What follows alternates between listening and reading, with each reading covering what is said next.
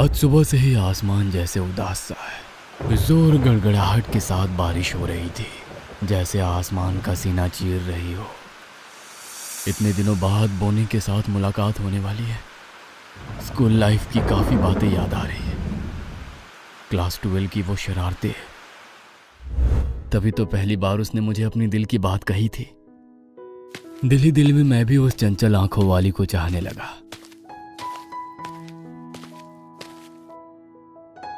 तभी तो ना नहीं कर पाया। 12th के बाद वो न्यूयॉर्क चली गई और वहीं से अपनी बाकी की पढ़ाई की। फेसबुक व्हाट्सएप के थ्रू बातें होती थी, कभी कभी फोन पर भी। आज फिर 10 साल बाद उससे मुलाकात होगी, उसी 12th के स्कूल गेट के सामने। लेकिन ये अनरोमांटिक बारिश शायद आज पूरे प्लान में पानी फेरने वाला है। मैं उदास मन में खिड़की के पास बैठ गया। शाम तक बारिश रुक जाए तो अच्छा है। वैसे वेदर फोरकास्ट में बारिश रुकने के कोई आसार नजर नहीं आ रहे हैं। अब और क्या, रेनकोट पहन के सर पे छतरी लेकर ही निकलना होगा। तभी माँ की आवाज आई। खुशी से वो बोल रही थी, अरे महादेव, इतने दिनों बाद अब जाकर दीदी की याद आई।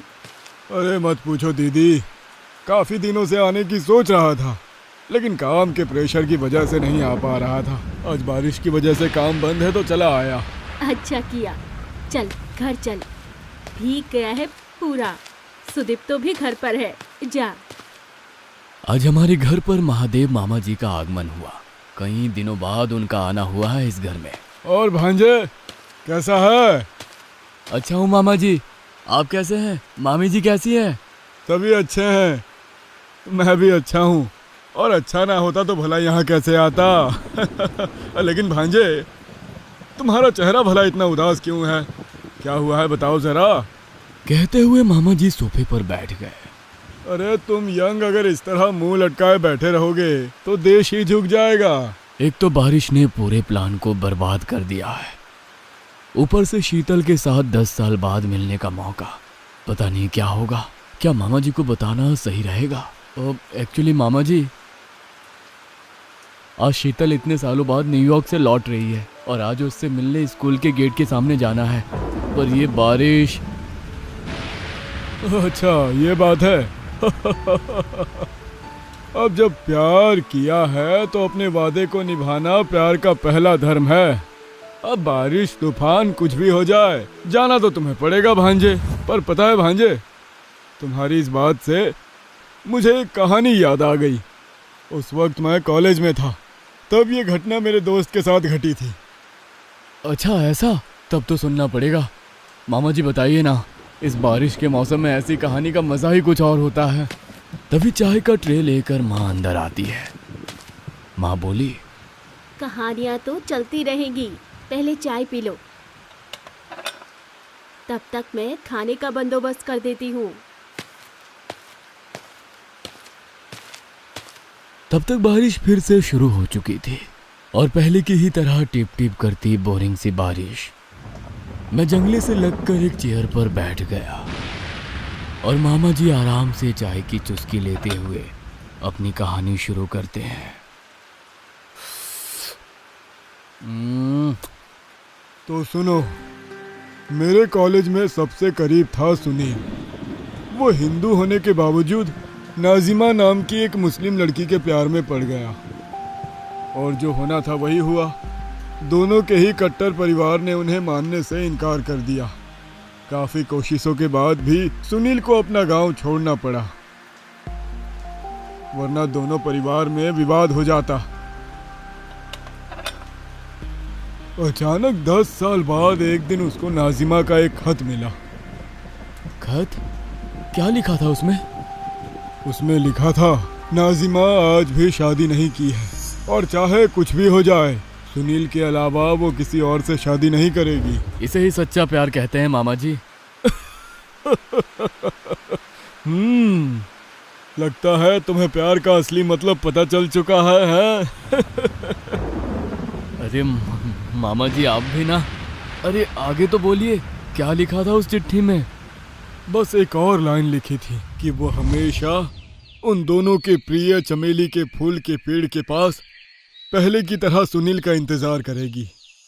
चिट्ठी के पढ़ते ही सुनील खुशी से नाचता हुआ निकल जाता है नाजिमा से मिलने। बस से उतरकर सुकानपली मैदान के उत्तर की ओर चमेली की पेड़ की तरफ जा रहा था सुनील। उसे एक नवविवाहित जोड़ा दिखता है जो अपने हनीमून के लिए स्थान का चुनाव कर रहे थे कि कौन सा सही जगह होगा, पहाड़, समुद्र या जंगल। दोनों आपस में बहस कर रहे थे। सुनील कुछ देर तक उन्हें देखता रहा और उसे याद आया 10 साल पुरानी बात। नाजिमा के साथ बिताए हुए वो सुहाने दिन। कितने सपने सजाए थे उन दोनों ने मिलकर। शादी के बाद हम दोनों हनीमून पर समुद्री जगह जाएंगे। अरे समुद्र क्यों जाना, पहाड़ चलते हैं ना। समुद्र में सिर्फ पानी ही पानी होगी। पहाड़ में चलेंगे तो खूबसूरत झरने, जंगल और पशु पक्षी भी देख पाएंगे। नहीं, हमारा हनीमून किसी सी बीच पर ही होगा। हनीमून से लौटकर तुम जहाँ जाना चाहते हो जाना, वरना मुझे बिल्कुल भी अच्छा नहीं लगेगा। अच्छा बाबा, ठीक है, तुम जैसा चाहती हो वैसा ही होगा। अब खुश? दोनों परिवार वालों ने उनका रिश्ता नहीं माना। सिर्फ उनका परिवार ही नहीं बल्कि पूरा गांव इस रिश्ते के खिलाफ था। इस वजह से नाजिमा को काफी तकलीफें भी झेलनी पड़ी।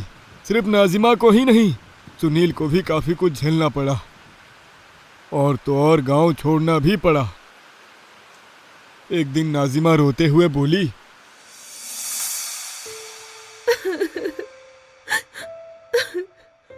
मैं अपने परिवार के खिलाफ नहीं जा सकती सुनील। तुमसे शादी की, अगर शादी की तो वो तुम्हें नहीं छोड़ेंगे और मुझे भी नहीं छोड़ेंगे। मुझे चाहे मार ही क्यों न दे, पर मैं तुम पर एक भी आंच नहीं आने दूंगी सुनील।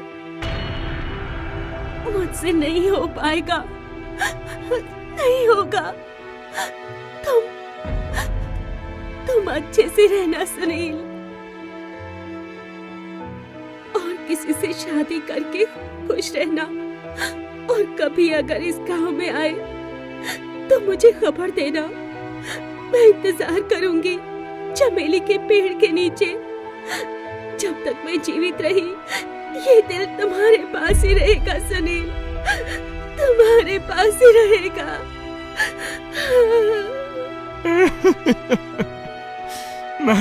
मैं तुम्हारे बिना नहीं जी सकता, नहीं जी सकता।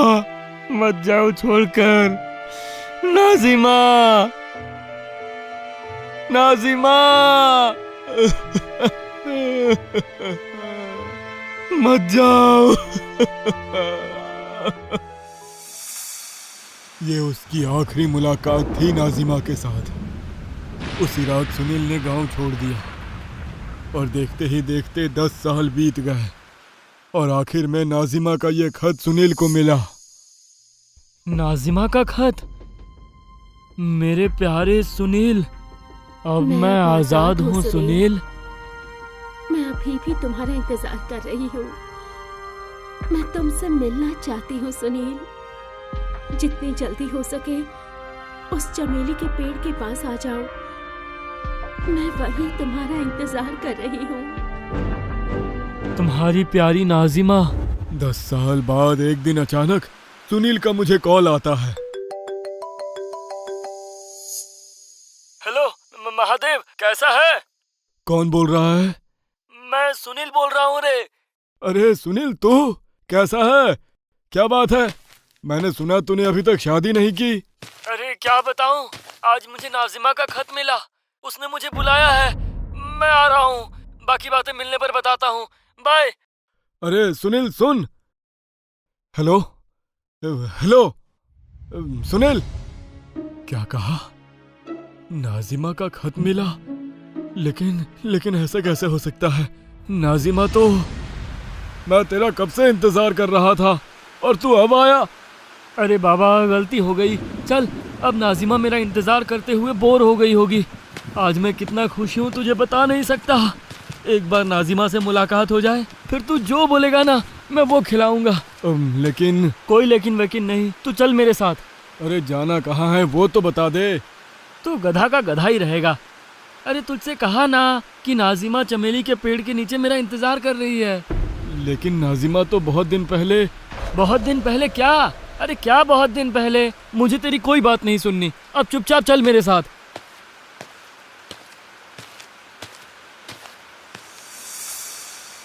सुनील ने मुझे कुछ भी कहने नहीं दिया, क्योंकि नाजिमा 5 साल पहले ही। बोलते बोलते ही मामा जी चुप हो गए। तब मैं आश्चर्य से उनसे पूछा, नाजिमा को क्या हुआ था मामा जी? बताइए ना, चुप क्यों हो गए? एक भयंकर बीमारी में उसकी मौत हो गई थी। क्या नाजिमा मर गई थी? सही कहा। और मरने से पहले उसकी आखिरी इच्छा थी कि उसे चमेली के पेड़ के नीचे ही कब्र दी जाए, और लोगों ने ऐसा ही किया, और उस चमेली के पेड़ के नीचे ही उसे कब्र दी गई। लेकिन वो खत, नाजिमा ने वो खत लिखा कैसे? वो खत कैसे? वही तो राज है रे भांजे। मुझे आज तक वो समझ में नहीं आया। उस दिन उसने मेरी एक बात नहीं मानी। मैंने उसे बार बार कहना चाहा कि नाजिमा मर चुकी है, और उसके चेहरे को देखकर भी मैं सच नहीं कह पाया। सोचा था वो खुद ही जाकर उसका कब्र देखेगा। मैंने बस सुनील से कहा,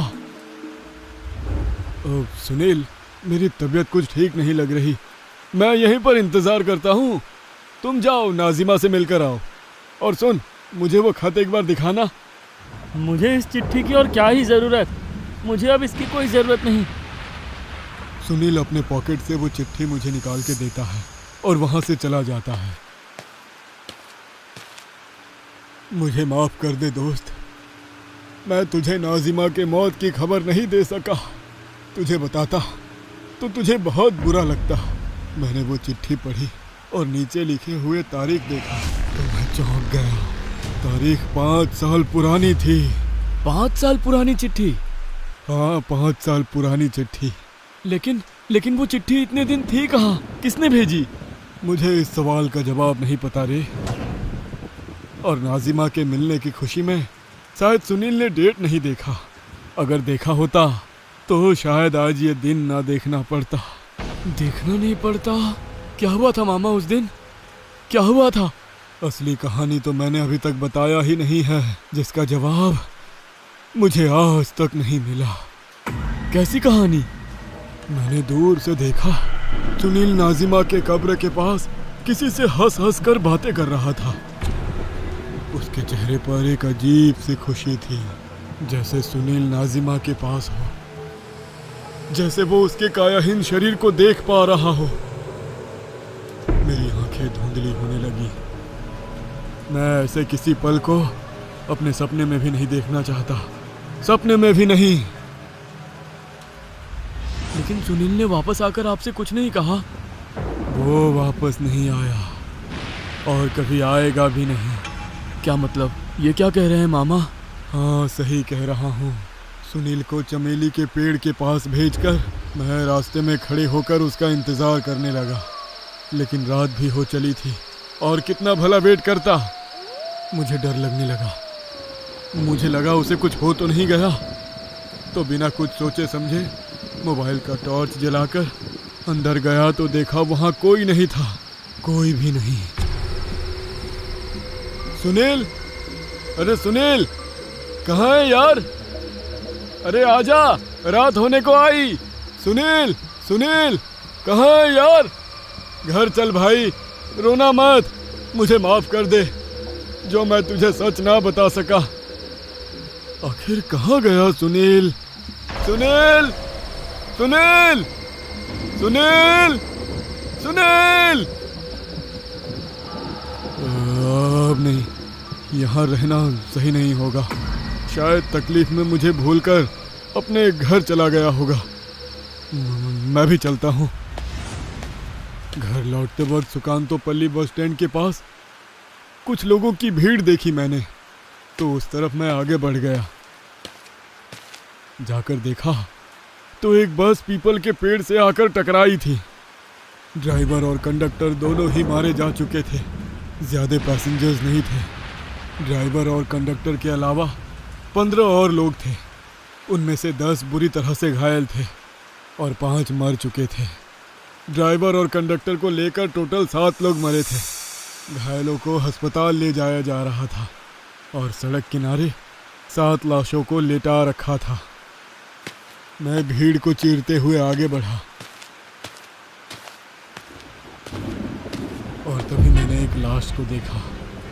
अरे अरे, ये मैं क्या देख रहा हूँ? मेरा शरीर बर्फ जैसा ठंडा हो गया। मुझसे और हिला भी नहीं जा रहा था। मैं जैसे पत्थर का बन गया हूँ। ड्राइवर और कंडक्टर के पास वो कौन लेटा है? सर एकदम फट चुका था। आंखें जैसे बाहर निकल आई हो, फिर भी चेहरे पर एक सुकून की मुस्कुराहट थी। सुनील, सुनील, ये कैसे हो सकता है? तू तो नाजिमा के पास।